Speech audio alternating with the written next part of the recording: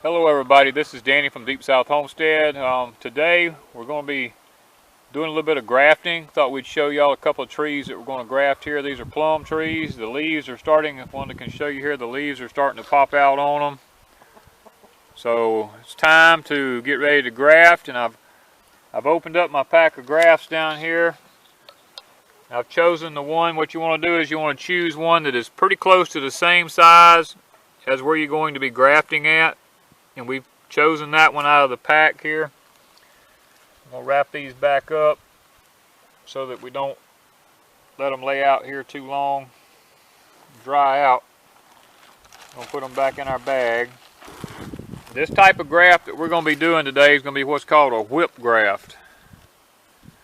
So what I'm going to do is I'm going to come down here and I'm going to make one long cut on that limb. That cut's about 1.5 to 2 inches long. You want to make one long smooth cut. And I'm going to do exactly the same thing to the graft. I'm going to put it up there like this, and I'm going to note that it's about that long.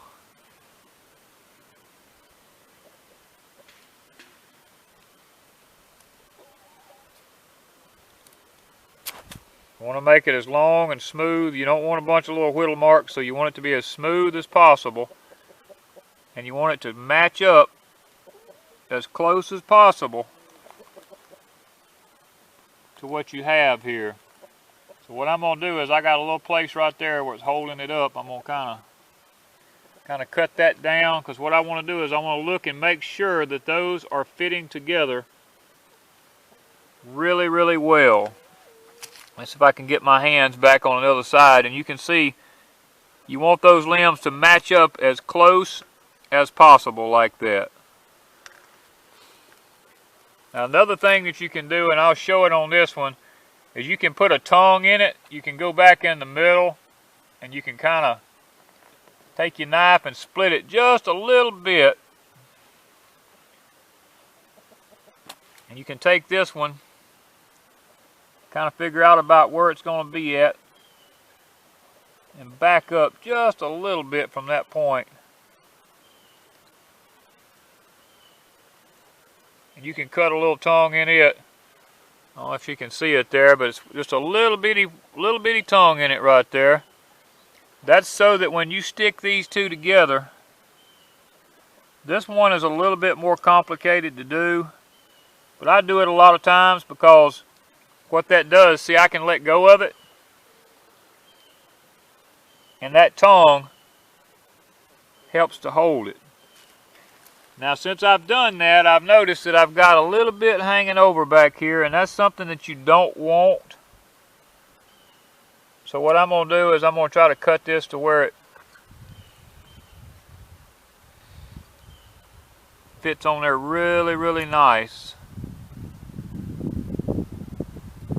Now that we've got that, see, I don't even have to hold it anymore since I put that tongue on it. Now what I'm going to do is I'm going to just use plain electrical tape, because you can use that. The only thing when you use it, if the graft takes and it starts growing, what you want to do is just to take this electrical tape off once you know that it's got a good hold, because you don't want to do what's called girdling your stalk.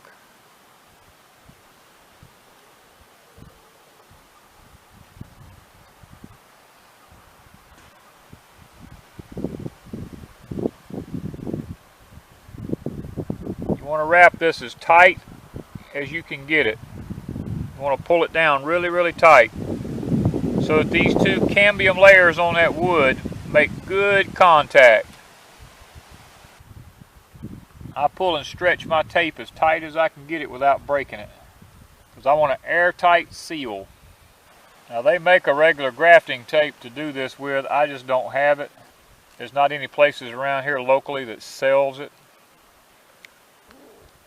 Now that we have this, what I'll usually do is pull it tight, and I'll just cut it off.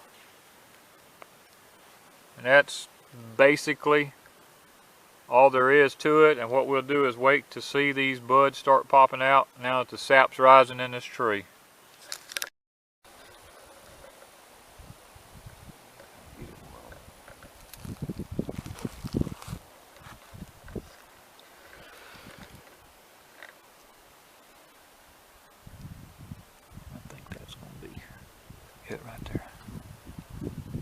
Okay, what we got here, we're gonna be grafting. This is a wild plum.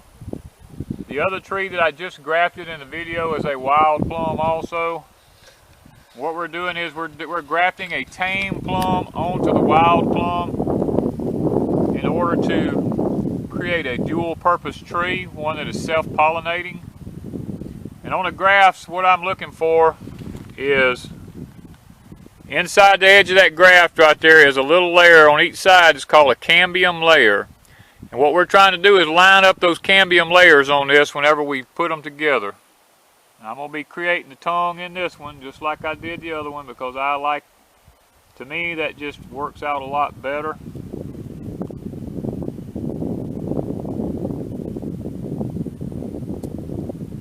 Kind of helps to hold it.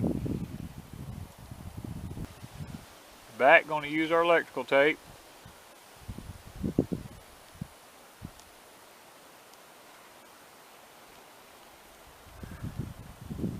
Make sure we get good contact with that cambium down the side there. Remember, we want to pull it tight.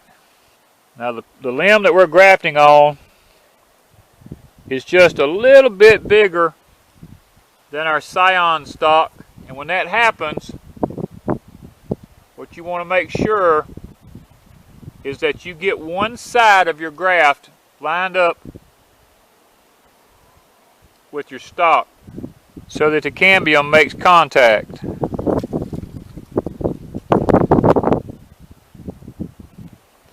Now, this is a little smaller piece than I like to graft. I like to do larger grafts, but this tree just had a little tiny limb on it, and I thought I'd give it a chance to see if it would take. I may. Okay. Alright, we have one of our little plums here that we got a seed from a neighbor a year or so ago, and we planted that seed in the pot in the barn. It come up, we moved it out here in the field to let it grow, and a wild animal come along and ate it off. So what we're going to do is we're going to see if we can't graft a tame one back onto it and make it a whole new tree. It's kind of small, I know, but we're going to lose it anyway, because I don't know if it was a squirrel, a rabbit, or whatever it was, came out here and just bit it off right above the ground. So we figure, why let it go to waste? Why not try, at least try, to salvage the little tree? So we're going to try the whip graft method on it. It's kind of small, but we know the sap's rising in it because it's already trying to put on little buds, no taller than it is. So we're going to try to graft one of these tame plums onto it. This is kind of tedious here because this is so small. And we're going to see if it will work. We use the same technique, the whip graft, with the tongue in it to help stiffen it up a little bit. We're wrapping the tape around it. And what we're going to do is, being as we eat so much oatmeal, we save the boxes. What we're going to do is we're going to dig us a little trench right around this tree, and we're going to set this oatmeal box over it and kind of turn that thing, pile a little bit of dirt back up around it. Maybe, just maybe, this will keep whatever that animal was from coming back and eating that thing back off again. If you like what you've seen today here on Deep South Homestead, be sure to like, share, and most of all, subscribe to our channel so that we can keep these videos coming. Thank you.